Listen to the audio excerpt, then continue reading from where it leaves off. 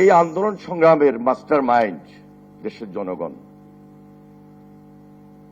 যেটা আমরা নির্দ্বিধায় রাজপথে থেকে আজকে এই বাস্তবতার সঙ্গে খুব বেশি বেশি উপলব্ধি করছি। এখানে শুধু বিএনপি নয় বা বিএনপির আমরা কিছু সংখ্যক নেতৃবৃন্দ নয় যে আমরা এই অত্যাচার নির্যাতনের শিকার হয়েছি। 17 বছর এই আন্দোলন সংগ্রাম করতে গিয়ে দেশের মানুষ, সাধারণ মানুষ, নেতাকর্মী সবাই নির্যাতিত বলেই জুলাই গণ অভ্যুত্থানে সেদিন এদেশের ছাত্র জনতা একসঙ্গে নেতৃত্ব দিয়েছিল। যারা শহীদ হয়েছেন, গুম খুনের শিকার হয়েছেন, আমি তাদের আত্মার মাগফিরাত কামনা করছি।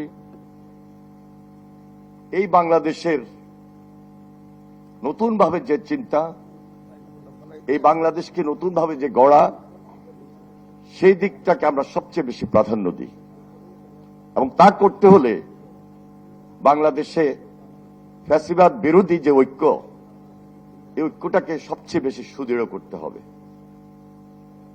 একটু আগে মনে হয় মুন্না বক্তব্য রেখেছেন, হয়তোবা আমাদের 2-4 জনের নাম বলেছেন। আমি কাউকে 2-1 জনের নাম বলেই অন্য আরেকজনকে এই আন্দোলনে ছিল না এই কথা বলার কোনো সুযোগ নাই। আমরা সবাই নির্যাতিত ছিলাম, সবাই অত্যাচারিত ছিলাম এবং এই আন্দোলন সংগ্রাম করতে গিয়ে যিনি সবচেয়ে বেশি আপোষের নেতৃত্বের ভূমিকা অবতীর্ণ হয়ে আমাদেরকে নেতৃত্ব দিয়েছিলেন দেশনেত্রী বেগম খালেদা জিয়া, তিনিও এই অত্যাচার নির্যাতন থেকে বাদ পড়েন নাই।